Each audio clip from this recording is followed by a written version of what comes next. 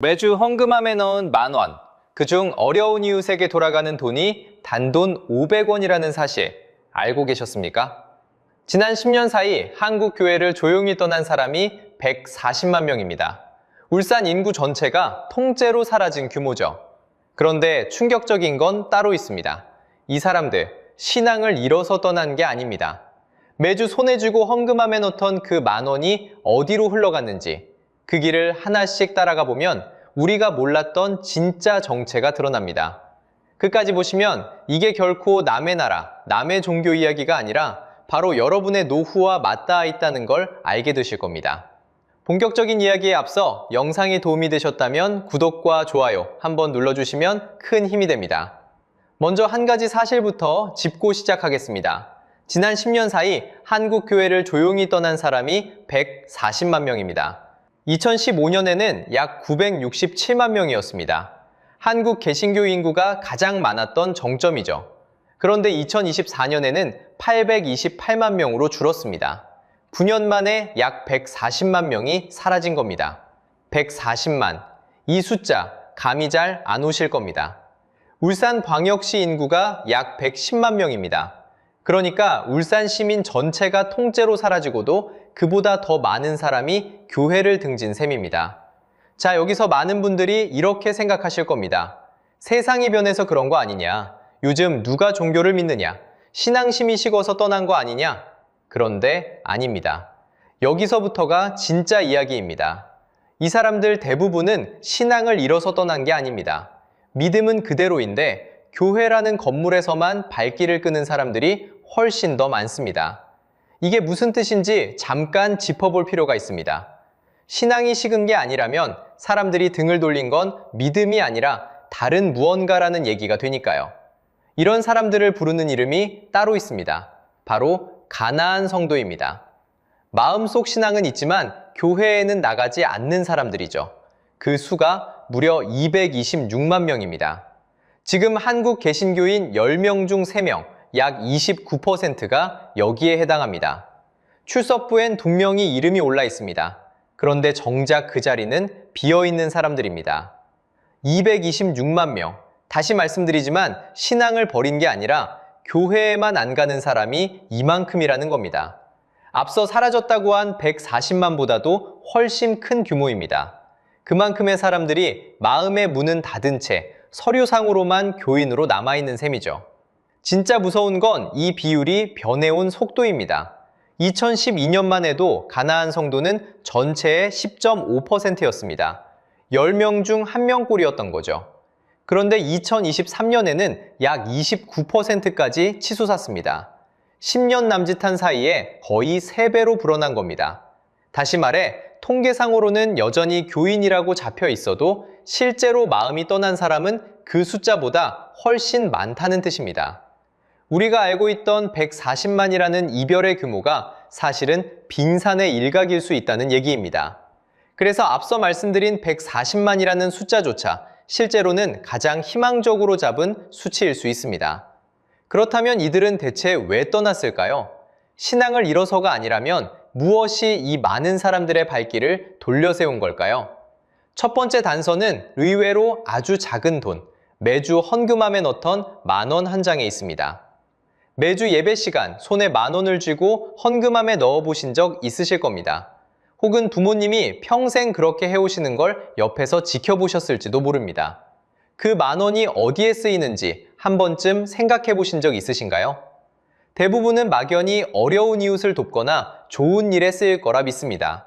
그런데 돈의 흐름을 따라가 보면 우리가 믿어온 그림과는 꽤 다른 풍경이 나타납니다. 한국 교회의 재정 지출을 들여다보면 건물을 유지하고 운영하는 데 38%, 사람을 쓰는 인건비에 30%가 들어갑니다. 이 둘을 더하면 68%입니다. 들어온 헌금 10 가운데 7 가까이가 건물과 운영을 지키는데 먼저 쓰인다는 뜻입니다.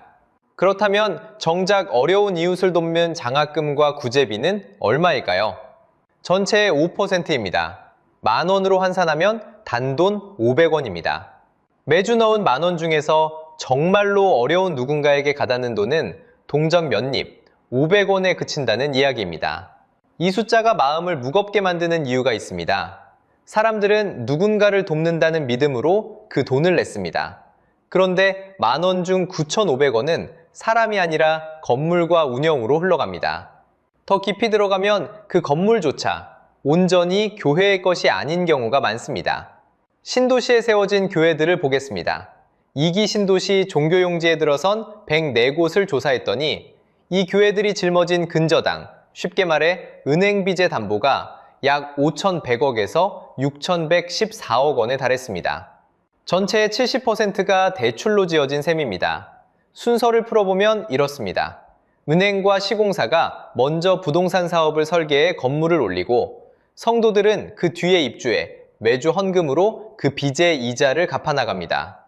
평생 바친 돈이 누군가를 돕는 게 아니라 건물 대출 이자를 갚는 데 쓰이고 있는 셈입니다.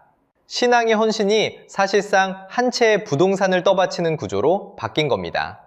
이 구조에는 조용한 함정이 하나 더 있습니다. 교인 한 사람이 떠나면 그가 메우던 이자 부담은 사라지지 않습니다. 그대로 남은 사람들 몫으로 넘어갑니다. 한 명이 빠질 때마다 남은 이들의 어깨가 그만큼 더 무거워지는 구조인 것이죠. 사람들도 이 흐름을 어렴풋이 느끼기 시작했습니다. 숫자가 그것을 말해줍니다. 매달 11조를 꼬박꼬박 내던 비율이 2023년 61%에서 2025년 50%로 떨어졌습니다. 2년 사이 11%포인트가 빠졌습니다. 10명 중 6이 내던 것이 이제 절반으로 줄었다는 뜻입니다. 헌금을 교회에만 한다는 응답도 84%에서 77%로 내려앉았습니다. 좋은 일이라면 교회 밖 단체에 내도 괜찮다고 마음을 돌리는 사람이 늘어난 겁니다. 믿음이 식은 게 아니라 내 돈이 어디로 가는지를 의심하기 시작한 것이죠. 그리고 여기서 한 가지는 분명히 해둘 필요가 있습니다. 2018년부터 종교인 소득세가 시행됐습니다. 그 말은 곧 교인이 내 헌금이 어디에 어떻게 쓰였는지 결산서를 보여달라고 요구하는 것이 더 이상 무례한 일이 아니라 정당한 권리가 됐다는 뜻입니다. 묻는 것 자체가 잘못이 아닌 시대로 들어선 겁니다. 그런데 이 돈의 흐름을 끝까지 따라가다 보면 도저히 믿기 힘든 장면 하나와 마주하게 됩니다. 같은 목사라는 이름 안에서 벌어지는 격차입니다. 두 번째 단서, 같은 십자가 아래 전혀 다른 두 개의 통장입니다. 여러분이 매주 넣은 헌금이 사람에게 가지 않는다면 그 돈은 도대체 누구의 통장으로 들어가는 걸까요? 여기서부터 이야기가 정말 달라집니다. 먼저 한 통장을 열어보겠습니다. 스스로 운영비를 감당하지 못하는 작은 교회, 이른바 미자립교회 목회자의 평균 사례비는 한 달에 41만 3천 원입니다. 한 달 내내 일하고 손에 쥐는 돈이 41만 원. 최저시급으로 따지면 며칠치 노동에 불과한 액수입니다. 교인 수가 49명 이하인 작은 교회의 담임 목사도 사정은 비슷해서 한 달에 153만 원, 최저임금에도 미치지 못합니다. 이제 다른 통장을 열어보겠습니다. 같은 목사라는 이름표를 단 대형 교회 담임 목사는 수천만 원, 많게는 억대에 이릅니다. 같은 직함, 같은 호칭, 같은 십자가 아래에서 한쪽은 41만 원, 한쪽은 억대입니다. 격차가 7배에서 10배. 이건 국내 어떤 단일 업종에서도 좀처럼 보기 힘든 양극화입니다. 쉽게 말하면 이렇습니다. 재벌그룹 본사 회장과 동네 하청가게 사장이 똑같은 명함을 들고 다니는 셈입니다. 명함에 적힌 직함은 한 글자도 다르지 않은데 통장에 찍히는 숫자는 하늘과 땅 차이입니다. 만약 이게 일반 기업이었다면 같은 직급 안에서 임금이 10배씩 벌어졌다면 공정거래위원회가 들여다봤을 격차입니다. 그런데 진짜 입이 벌어지는 건 이게 한두 곳의 일탈이 아니라 하나의 구조가 됐다는 사실입니다. 대표적인 게 바로 세습입니다. 아버지 목사가 아들 목사에게 교회를 물려주는 일. 한국교회 최초의 세습은 1973년으로 거슬러 올라갑니다. 그리고 2015년 한 시민단체가 공개한 세습교회 명단에는 무려 122곳의 이름이 올라 있었습니다. 어쩌다 한 번이 아니라 100곳이 넘는 교회에서 대물림이 이어졌다는 뜻입니다. 세습 논란의 정점은 명성교회였습니다. 부자 세습을 둘러싼 다툼은 6년에 걸친 긴 소송으로 이어졌고 2023년 2월 대법원은 아들 목사의 위임 목사 지위를 인정했습니다. 세습이 사실상 확정된 겁니다. 교단이 스스로 만든 세습 금지 규정이 있었지만 가장 큰 교회 앞에서 그 규정은 결국 힘을 잃었습니다. 여기에 고액 전별금 논란도 빠지지 않습니다. 오래 봉직한 목회자가 자리에서 물러날 때 받는 돈인데 수억 원에서 수십억 원대에 이른다는 이야기가 흘러나옵니다. 액수가 정확히 얼마인지 단정하기는 어렵습니다. 다만 그런 논란이 끊이지 않고 반복된다는 것, 그 자체가 사람들의 마음을 떠나게 만든 이유입니다. 그러니 다시 두 개의 통장을 나란히 놓아보겠습니다. 한쪽 통장에는 여러분이 어려운 이웃을 떠올리며 넣은 헌금 10,000원 중 단돈 500원이 적혀 있습니다. 다른 쪽 통장에는 같은 직함을 단 누군가의 억대 사례비와 수억대 전별금 논란이 적혀 있습니다. 작은 헌금과 거대한 사적 이득, 이 두 줄이 같은 십자가 아래 나란히 놓여 있는 겁니다. 이쯤 되면 이런 말까지 나옵니다. 헌금을 많이 내지 못하면 사람 대접조차 받기 어렵다는 말. 돈이 신앙의 잣대가 되어버린 자리에서 가진 것 없는 사람은 마음마저 작아집니다. 이건 단순히 돈 몇 푼의 문제가 아닙니다. 사람이 사람으로 존중받느냐 마느냐 하는 존엄의 문제입니다. 자, 이쯤 되면 사람들이 단단히 화를 내며 자리를 박차고 떠났을 거라고 생각하시기 쉽습니다. 그런데 실제로 벌어진 일은 그게 아닙니다. 화내며 떠난 게 아닙니다. 그냥 조용히 멀어졌습니다. 그게 더 무섭습니다. 욕이라도 하면 거기엔 아직 관심이 남아있는 겁니다. 그런데 사람들은 욕조차 하지 않고 그냥 돌아섰습니다. 세 번째 단서는 바로 그 침묵 속에 있습니다. 2026년 한국교회를 신뢰한다고 답한 국민은 19.0%였습니다. 반대로 신뢰하지 않는다는 응답은 75.4%. 2008년 이후 8차례 이어진 같은 조사에서 역대 가장 높은 불신율입니다. 쉽게 말해 국민 4명 중 3명이 이미 교회에 등을 돌렸다는 뜻입니다. 한두 사람의 실망이 아니라 사회 전체가 내린 판정에 가깝습니다. 그렇다면 사람들은 무엇 때문에 마음을 닫았을까요? 국민이 가장 많이 꼽은 불신의 이유는 의외로 단순했습니다. 공공의 이익보다 교회 자신의 이익을 앞세우는 태도 24%. 비리나 돈 문제보다도 저들은 결국 자기들 입속만 챙긴다는 인식이 가장 앞에 놓인 겁니다. 한때 사회의 약한 곳을 먼저 돌보던 공동체로 기억되던 곳이 이제는 제 울타리부터 지키는 집단으로 비치고 있다는 신호입니다. 더 뼈아픈 대목이 있습니다.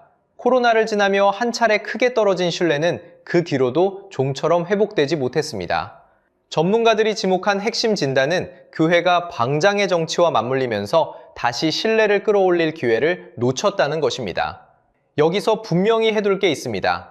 어느 편을 들었느냐, 어느 편을 비판했느냐의 문제가 아닙니다. 종교 공동체가 본공성보다 특정 집단의 이익에 가까워 보였다는 인식, 그 자체가 신뢰를 떨어뜨렸다는 이야기입니다. 사람들은 신앙의 자리에서 공동선을 기대했는데 거기서 또 다른 이해관계의 줄다리기를 봤을 때 조용히 시선을 거둔 겁니다. 이 마음의 거리는 숫자로도 그대로 드러납니다. 종교를 향한 호감도를 100점 만점의 온도로 잰 조사에서 불교는 51.3점, 천주교는 48.6점을 받았습니다. 그런데 개신교는 35.6점. 세 종교 가운데 가장 낮았고 1위 불교와는 약 16점이나 벌어졌습니다. 같은 종교라는 이름을 달고 있는데도 사람들이 느끼는 온도는 이렇게 다릅니다. 그래서 사람들은 분노로 문을 박차고 나간 게 아닙니다. 화는 그래도 관심의 다른 얼굴입니다. 더 깊은 건 무관심입니다. 기대를 접고 조용히 발길을 끊고 다시는 돌아보지 않는 마음. 그렇게 멀어진 마음은 가장 회복하기 어렵습니다. 실제로 사람들이 신뢰를 되찾으려면 무엇이 필요하냐고 물었을 때 가장 많이 나온 답은 거창한 행사도 더 큰 건물도 아니었습니다. 윤리와 도덕을 실천하는 모습 58.6%. 결국 사람들이 바란 건 특별한 게 아니라 말한 대로 사는 모습 하나였던 셈입니다. 문제는 여기서 끝나지 않습니다. 화내며 떠난 사람은 언젠가 다시 돌아올 여지라도 있지만 조용히 멀어진 마음은 종처럼 돌아서지 않습니다. 그리고 그 조용한 이탈이 차곡차곡 쌓이면 10년 뒤 우리 동네에는 지금과는 전혀 다른 풍경이 펼쳐지게 됩니다. 바로 그 풍경이 다음 이야기입니다. 이 조용한 이탈이 무서운 진짜 이유는 그것이 만들어낸 10년 뒤의 풍경에 있습니다. 지금 교회를 비우는 건 화가 나서 떠난 사람들만이 아닙니다. 애초에 들어오지 않은 세대가 있습니다. 숫자를 보면 흐름이 한눈에 보입니다. 20대 가운데 개신교인 비율은 2012년 19%였지만 2023년에는 9%로 줄었습니다. 11년 사이 절반 이하로 내려앉은 겁니다. 30대도 마찬가지입니다. 21%에서 11%로 역시 반토막이 났습니다. 젊은 세대가 들어오는 문이 사실상 닫히고 있다는 뜻입니다. 들어오는 사람은 줄고 남은 사람은 늙어갑니다. 지금 한국 개신교인 가운데 60세 이상이 차지하는 비율이 44%입니다. 우리 사회 전체에서 60세 이상이 33%인 것과 비교하면 교회가 사회보다 11%포인트나 더 빠르게 나이 들고 있다는 얘기입니다. 세상보다 먼저 늙어가는 공동체, 새로운 피는 들어오지 않고 기존 구성원만 나이 들어가는 조직의 끝이 어떤 모습일지는 굳이 설명하지 않아도 짐작이 되실 겁니다. 그래서 전문가들이 내놓은 미래 추계는 더 서늘합니다. 지금 828만 명인 개신교 인구는 2050년이면 약 560만 명으로 줄어들 것으로 전망됩니다. 약 268만 명, 그러니까 울산 인구의 2배가 넘는 사람이 한 세대 안에 더 사라지는 셈입니다. 전체 인구에서 차지하는 비중도 16.2%에서 11.9%로 내려앉습니다. 더 주목해야 할 건 속도입니다. 이 감소는 천천히 일정하게 진행되는 게 아니라 2038년부터 기울기가 가팔라지는 가속 추계입니다. 완만한 내리막이 아니라 어느 지점부터 미끄러지듯 내려가는 곡선이라는 뜻입니다. 가장 마음이 무거워지는 숫자는 가장 어린 세대에 있습니다. 지금 122만 명인 어린이와 청소년 기독교인은 2050년이면 70만 명 수준으로 줄어들 것으로 보입니다. 미래의 교인이 될 아이들 자체가 줄고 있다는 건 한 세대 뒤의 빈자리가 이미 예약돼 있다는 뜻이기도 합니다. 그렇다면 이렇게 비어버린 건물들은 어떻게 될까요? 이미 그 길을 먼저 걸은 나라들이 있습니다. 네덜란드에서는 텅 빈 교회가 슈퍼마켓과 서점, 헬스클럽으로 간판을 바꿔달았습니다. 독일에서는 10년 사이 가톨릭 성당 515곳이 문을 닫고 카페와 호텔, 주택으로 모습을 바꿨습니다. 영국 역시 매년 교회들이 비워지며 상가와 아파트로 용도가 바뀌고 있습니다. 한때 마을의 중심이던 예배당이 이제는 커피를 마시고 운동을 하는 공간이 된 겁니다. 그런데 여기서 우리가 놓치면 안 되는 결정적인 차이가 있습니다. 유럽이 이 변화를 겪는 데 걸린 시간은 약 50년입니다. 반세기에 걸쳐 천천히 비어간 겁니다. 하지만 한국은 다릅니다. 2024년 12월에 이미 65세 이상이 전체의 20%를 넘어 초고령 사회에 진입할 만큼 고령화 속도가 유럽과는 비교가 안 되게 빠릅니다. 그 속도를 그대로 대입하면 유럽이 50년에 걸쳐 겪은 일이 한국에서는 약 10년 안에 닥칠 수 있습니다. 유럽은 50년, 우리는 10년일 수 있습니다. 같은 결과를 몇 배는 빠른 속도로 마주하게 될 거라는 경고인 셈입니다. 이건 더 이상 먼 나라 이야기가 아닙니다. 지금 당신이 어릴 적 다녔던 혹은 부모님이 평생 출석하신 그 동네 교회 건물, 십자가가 걸려있던 그 자리에 머지않아 카페 간판이 걸릴 수 있습니다. 그것도 50년 뒤가 아니라 우리가 충분히 눈으로 지켜볼 수 있는 10년 안에 말입니다. 그런데 여기서 진짜 질문은 따로 있습니다. 텅 빈 예배당이 늘어나는 게 왜 종교를 전혀 믿지 않는 당신에게도 문제가 되느냐는 겁니다. 여기까지 보시고 이런 생각을 하실 수도 있습니다. 나는 교회를 다니지도 않는데 이게 도대체 왜 내 문제냐고요? 충분히 그러실 수 있습니다. 텅 빈 예배당은 종교를 가진 사람들의 일이고 신앙이 없는 나와는 상관없는 풍경처럼 보이니까요. 그런데 바로 여기에 우리가 놓치고 있는 진짜 정체가 숨어 있습니다. 2024년 12월 한국은 조용히 한 선을 넘었습니다. 65세 이상 인구가 전체의 20%를 넘어선 겁니다. 숫자로는 1024만 명, 국민 5명 중 1명이 65세 이상인 이른바 초고령 사회에 들어선 것이죠. 이건 먼 미래의 경고가 아니라 이미 우리 곁에 와 있는 현실입니다. 그렇다면 이게 텅 빈 교회와 무슨 상관일까요? 그동안 우리 사회에서 교회와 성당, 사찰 같은 종교 공동체는 단순히 예배를 드리는 장소가 아니었습니다. 혼자 사는 어르신에게 매주 안부를 묻고 아프면 찾아가고 밥 한 끼라도 함께 나누던 비공식 돌봄의 그물망이었습니다. 정부나 복지제도가 미처 닿지 못하는 그 빈틈을 동네 공동체가 조용히 메워온 셈입니다. 그런데 그 그물망이 빠르게 풀려나가고 있습니다. 혼자 사는 어르신에게 매주 안부를 묻던 공동체가 사라지면 그 빈자리는 누가 채울까요? 사람들이 모이던 자리가 비어갈수록 노인의 사회적 고립과 외로운 죽음의 위험은 더 커집니다. 다시 말해 교회가 무너진다는 건 신앙의 문제로만 끝나지 않습니다. 초고령 사회의 돌봄 공백 문제로 곧장 이어집니다. 텅 빈 예배당은 종교만의 풍경이 아니라 결국 우리 모두의 노후 풍경이 될 수 있다는 뜻입니다. 여기서 한 가지 더 짚어야 할 사실이 있습니다. 사람들이 신앙 자체를 버린 게 아니라는 점입니다. 마음 깊은 곳에서 영적인 갈급함을 느낀다고 답한 사람이 여전히 76%에 이릅니다. 무언가 의지하고 위로받고 싶은 마음은 그대로 남아있다는 겁니다. 그런데도 사람들은 제도교회로 돌아가지 않습니다. 신앙이 식어서가 아닙니다. 그 마음을 받아줄 거라고 더 이상 믿지 못하는 구조에 등을 돌린 것입니다. 그래서 신뢰를 되찾으려면 무엇이 필요하냐고 물었을 때 사람들이 가장 많이 꼽은 건 거창한 부흥도, 더 큰 건물도 아니었습니다. 응답자의 58.6%가 윤리와 도덕을 실천하는 일이라고 답했습니다. 결국 사람들이 떠난 자리에 남은 건 단 하나의 메시지입니다. 사람들은 신앙을 버린 게 아니라 믿을 수 없게 된 구조에 등을 돌린 것입니다. 혹시 여러분도 그런 적 있으신가요? 누군가에게 크게 화가 나서가 아니라 그냥 마음이 조금씩 멀어져서 어느 순간 발길을 끊어버린 적 말입니다. 꼭 교회가 아니어도 좋습니다. 한때 믿었던 무언가에서 조용히 돌아선 그 마음, 다들 한 번쯤 겪어보셨을 겁니다. 사람의 마음은 그렇게 멀어집니다.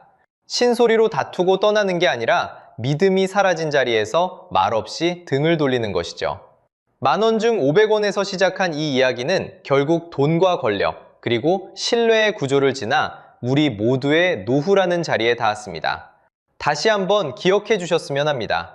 사람들은 신앙을 잃어서 떠난 것이 아니라 더 이상 믿을 수 없게 된 구조 앞에서 조용히 마음을 거둔 것입니다. 그리고 그 빈자리가 만들어낼 풍경은 종교가 있든 없든 우리 모두가 함께 마주하게 될 내일입니다. 여러분은 어떻게 보시나요? 조용히 멀어졌던 그 마음에 공감하셨다면, 또 우리 사회가 이 빈자리를 어떻게 채워야 할지 생각이 있으시다면 댓글로 들려주세요. 여러분의 한마디가 또 다른 누군가에게 큰 울림이 됩니다. 그리고 이런 이야기를 앞으로도 계속 받아보고 싶으시다면 구독과 좋아요, 알림 설정 부탁드립니다. 오늘도 끝까지 함께 해주셔서 진심으로 감사합니다. 내 통장의 10억이 2억으로 줄었다. 중국의 한 예금자가 토로한 말입니다. 정말 이런 일이 가능한 걸까요? 여러분, 우리나라 예금보험공사 아시죠? 은행이 망하더라도 1억 원까지는 나라가 대신 돌려준다는 바로 그 약속을 관리하는 곳입니다. 그런데 이 약속이 아예 통하지 않는 나라가 있습니다. 단 1년 만에 은행 377개가 문을 닫았고 새벽부터 줄을 선 사람들은 붓게 닫힌 셔터만 바라봐야 했습니다. 자, 여기서 핵심입니다. 그 많던 돈은 대체 어디로 사라진 걸까요? 그리고 더 중요한 질문, 이게 정말 바다 건너 남의 나라 이야기일 뿐일까요? 지금부터 그 텅 빈 금고 속을, 그리고 그 불씨가 우리 쪽으로 어디까지 번지고 있는지를 함께 들여다보겠습니다. 자, 숫자 하나로 시작해 보겠습니다. 377개. 2025년 한 해 동안 중국에서 합병되거나 아예 사라진 소형 은행과 금융기관의 숫자입니다. 쉽게 말하면요, 어제까지 동매에서 영업하던 은행이 하루아침에 간판을 내린 게 1년 만에 377곳이라는 뜻이에요. 더 놀라운 건 그 속도입니다. 바로 전해인 2024년에는 195개였거든요. 1년 사이에 거의 2배로 뛴 겁니다. 멈추는 게 아니라 점점 빨라지고 있다는 신호죠. 지점까지 보면 그림이 더 선명해집니다.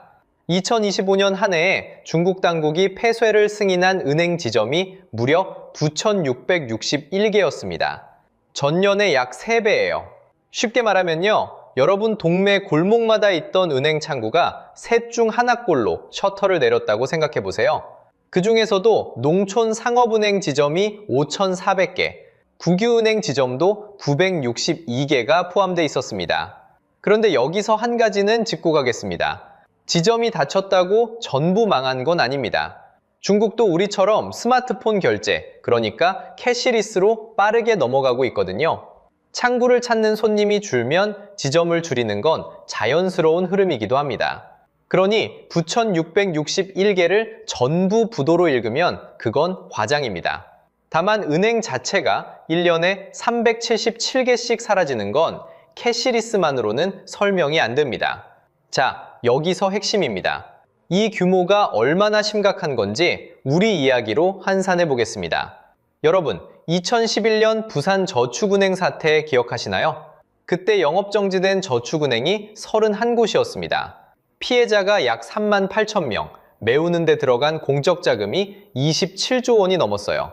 온 나라가 휘청였던 그 충격을 우리는 무려 5년에 걸쳐 겪었습니다. 그런데 중국은요, 우리가 5년 동안 본 31곳에 10배가 넘는 숫자를 단 1년에 봤습니다.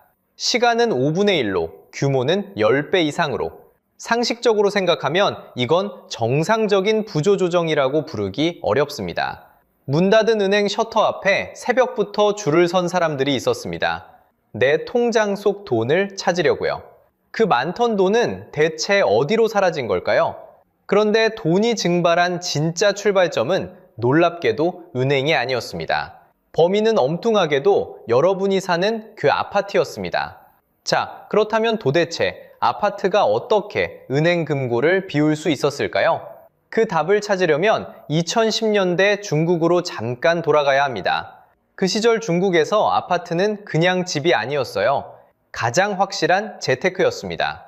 사두면 무조건 오른다. 모두가 그렇게 믿었죠. 그러다 보니 가계자산의 60에서 70%가 부동산 한 곳에 몰렸습니다. 쉽게 말하면요, 전 재산을 아파트라는 바구니 하나에 다 담아둔 셈입니다. 여기서 여러분이 꼭 아셔야 할 게 하나 있습니다. 중국은 집을 짓기도 전에 분양대금을 다 받습니다. 우리로 치면 선분양이죠.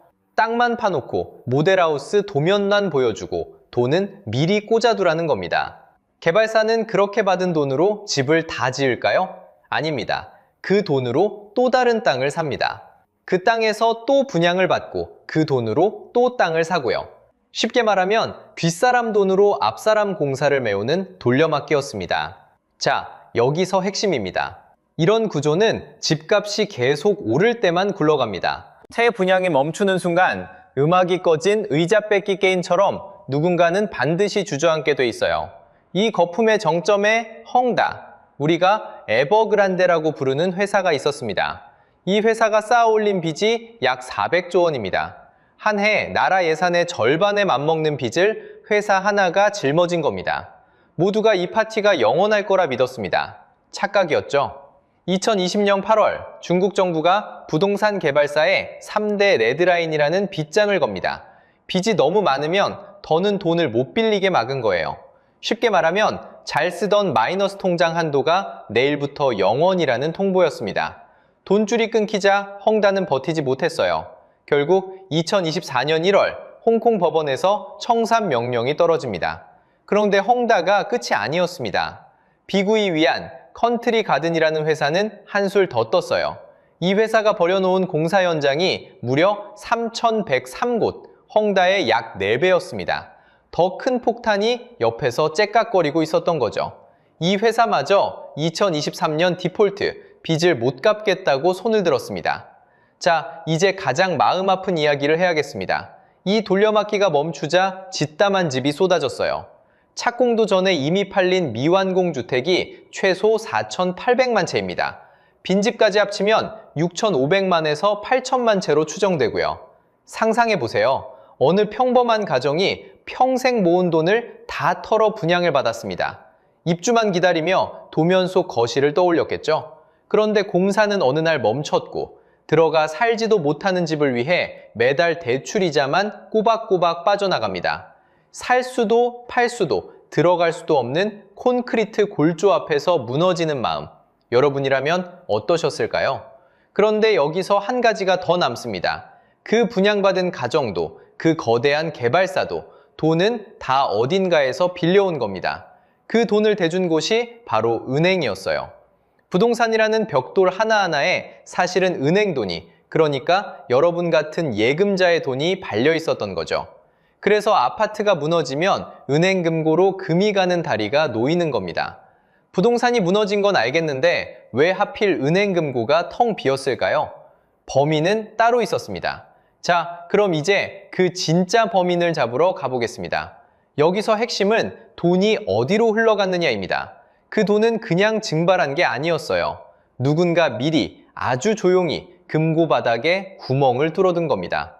이상하지 않습니까? 부실해서 망한 게 아니라 부실해지기 전에 이미 비어 있었다는 거죠. 그 구멍을 뚫은 손이 누구인지 지금부터 따라가 보겠습니다. 출발점은 의외로 단순한 규칙 하나였습니다. 중국 중앙정부가 지방정부한테 이렇게 말합니다. 너희들 직접 돈 빌리지 마라. 빚이 너무 늘어나니까요. 상식적으로 생각하면 여기서 빚이 멈춰야 정상이잖아요. 그런데 지방정부들은 멈추지 않았습니다. 대신 머리를 썼죠. 자기 이름 대신 껍데기 회사 하나를 세웁니다. 이걸 LGFV, 우리말로 지방정부 융자기구라고 부릅니다.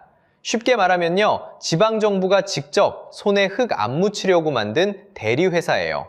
이 회사 이름으로 은행에서 돈을 끌어다 씁니다. 장부에는 지방정부 빚으로 안 잡히죠. 그래서 부의 차입, 장부 밖의 빚이라고 부르는 겁니다. 쉽게 말하면 이런 그림이에요. 다 큰 아들이 아버지 명의 카드를 들고 나가서 외제차를 긁습니다. 그리고 청구서는 누구한테 갈까요? 아버지한테 갑니다. 여기서 아버지가 바로 은행이고 결국 여러분 예금이에요. 아들은 신나게 쓰고 갚는 건 아버지 몫인 거죠. 자, 여기서 핵심입니다. 이 껍데기 회사들이 끌어다 쓴 돈이 도대체 얼마일까요? 숫자로 보면요, IMF 추정만으로도 2024년 약 65조 위안입니다. 우리 돈으로 1경원대예요. 그런데 이건 보수적인 숫자고 민간에서는 최대 134조 위안까지 봅니다. 감이 안 오시죠? 한 나라의 지방 곳곳에 갚을 길 막막한 빚이 산처럼 쌓여 있는 겁니다. 그럼 이 돈은 어디에 쓰였을까요? 멀쩡한 공장이나 일자리에 쓰였으면 그나마 다행이죠. 상당 부분은 보여주기식 토목사업에 흘러갔습니다. 도로를 깔고 다리를 놓고 신도시를 세웁니다. 왜냐고요? 공무원들 실적이 거기서 나오거든요. 임기 안에 뭔가 거대한 걸 지어야 승진하니까요. 그 실적을 위해 여러분 같은 평범한 예금자가 맡긴 돈이 쓰인 겁니다. 정작 그 돈을 맡긴 사람은 아무것도 결정하지 못했는데 말이죠. 화가 나지 않으십니까? 그런데 더 기막힌 건 책임의 행방입니다. 사업이 망해도 결정한 권력자는 책임을 안 집니다.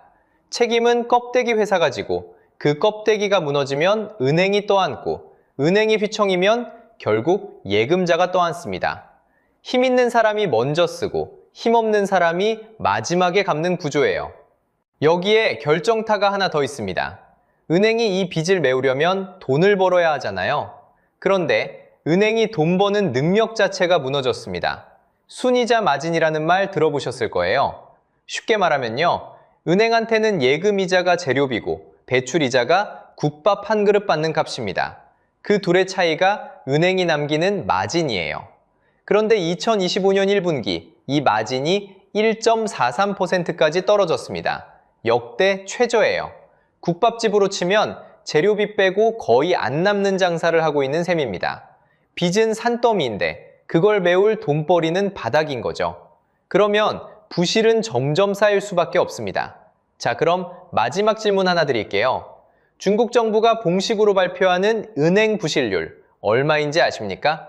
고작 1.5%입니다. 100명 중 한두 명만 돈을 못 갚는다는 거예요. 듣기엔 멀쩡하죠. 그런데 연구자들은 고개를 젓습니다. 실제 부실은 그 두세 배는 될 거라고 의심해요. 여기서 이상하지 않습니까? 정말 멀쩡하면 왜 그렇게까지 감추려 할까요? 멀쩡한 살림은 굳이 숨기지 않거든요.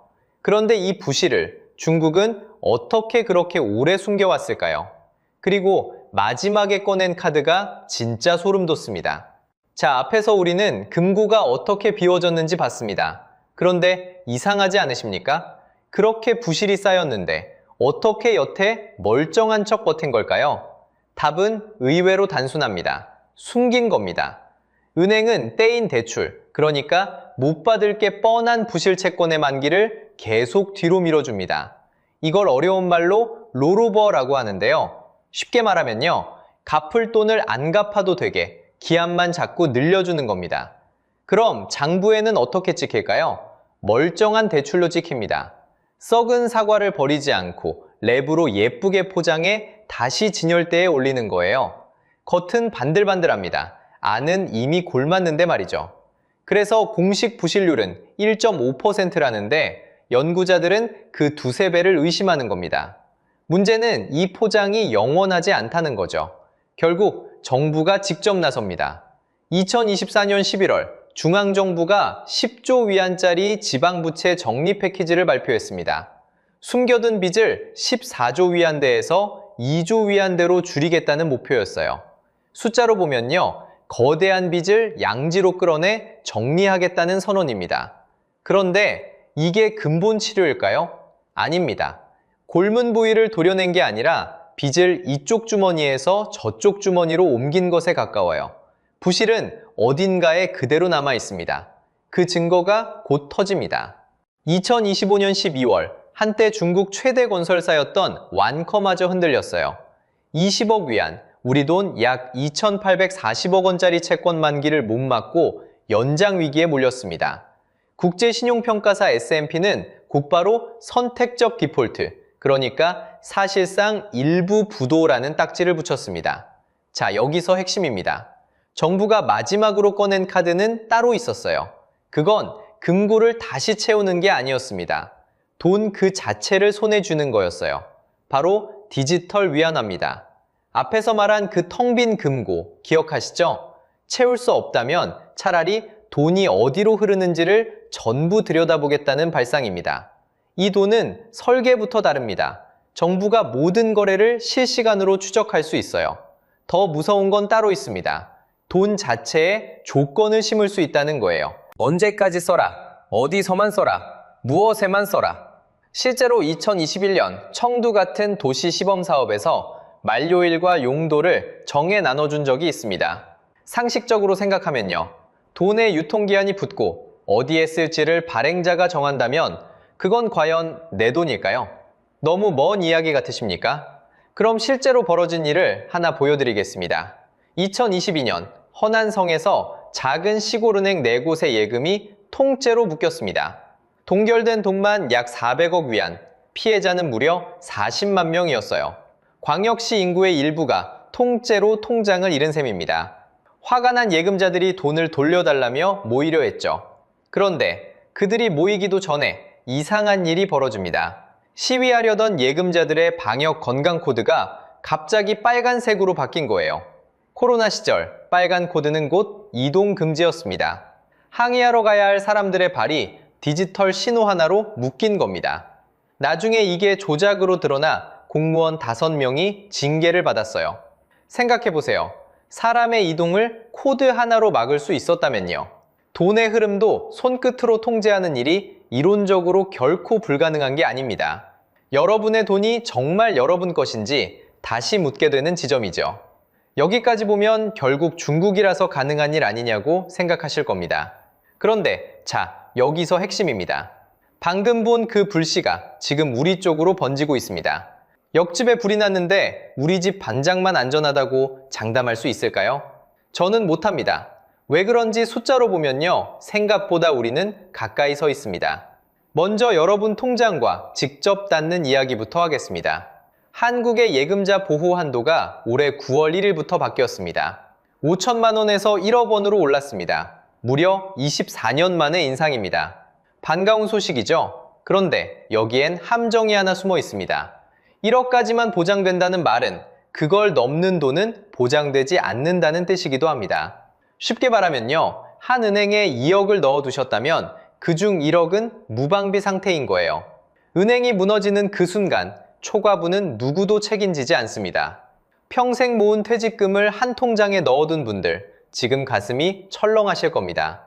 그럼 우리 경제 체력은 튼튼할까요? 한국의 가계부채는 국내 총생산 대비 약 91.7%입니다. 이게 무슨 뜻이냐면 온 국민이 1년 내내 번 돈의 거의 전부만큼 빚을 지고 있다는 겁니다. 주요 7개국, 그러니까 G7 가운데서는 가계빚이 1년 국내 총생산을 거의 다 채운 캐나다가 가장 높고 한국은 그 뒤를 바짝 쫓는 세계 최상위권입니다. 중국의 부동산과 부채 위기를 보면서 남의 일이라고 말하기엔 우리 어깨에 얹힌 짐이 너무 무겁습니다. 중국 자본은 이미 우리 안방까지 들어와 있었습니다. 한때 동양생명과 ABA생명의 주인은 중국 다자보험이었습니다. 과거 안방보험이라 불리던 그 회사죠. 이 두 보험사를 우리금융이 약 1조 5,500억 원에 사들였습니다. 작년에 우리금융 자회사로 편입됐고요. 쉽게 말하면 중국 자본이 한국 금융에 들어왔다가 빠져나간 흔적이 바로 우리 곁에 있다는 겁니다. 국제통화기금도 올해 보고서에서 못을 박았습니다. 중국의 가장 큰 위험은 깊은 부동산 침체와 높은 부채라고요. 자, 그럼 여러분은 무엇을 해야 할까요? 공포만 안고 끝낼 생각은 없습니다. 지금부터 손에 쥘 수 있는 행동 4가지를 말씀드리겠습니다. 첫째, 1억이 넘는 돈은 한 은행에 몰아두지 마세요. 여러 은행에 나눠 담으세요. 달걀을 한 바구니에 담지 말라는 그 오래된 말, 통장에도 똑같이 적용됩니다. 둘째, 은행의 건전성을 직접 확인하는 습관을 들이세요. 자기자본 비율, 즉 BIS 비율 같은 숫자를 보는 거예요. 어렵지 않습니다. 은행 홈페이지에 다 공개되어 있습니다. 셋째, 자산을 한 형태로만 쌓지 마세요. 예금만이 아니라 현금이나 실물 자산으로도 분산하는 거죠. 한쪽이 흔들려도 다른 한쪽이 버텨주니까요. 넷째, 가장 중요합니다. 내 돈이 안전한지를 막연한 믿음이 아니라 숫자로 확인하세요. 느낌이 아니라 데이터로요. 이 4가지를 오늘 안에 점검해 보시면 막연한 불안이 또렷한 통제감으로 바뀔 겁니다. 자, 이제 오늘 우리가 따라온 길을 한 줄로 정리해 보죠. 중국은행 377개를 무너뜨린 건 부동산 거품이었고 그 금고를 비운 건 권력이었으며 그 부실은 오랫동안 교묘하게 가려졌습니다. 그리고 마지막 카드는 돈 자체를 손에 쥐는 통제였죠. 여기서 우리가 얻을 교훈은 하나입니다. 은행은 절대 망하지 않는다는 믿음은 검증해야 할 대상이지 떠받들 신앙이 아니라는 겁니다. 여러분은 지금 1억이 넘는 돈을 한 은행에만 두고 계신가요? 댓글로 여러분의 생각을 들려주세요. 그리고 내 예금을 지키는 가장 현실적인 방법, 다음 영상에서 더 깊이 파헤쳐 보겠습니다. 오늘 영상이 재미있으셨다면 구독과 좋아요 부탁드립니다. 시청해주셔서 감사합니다.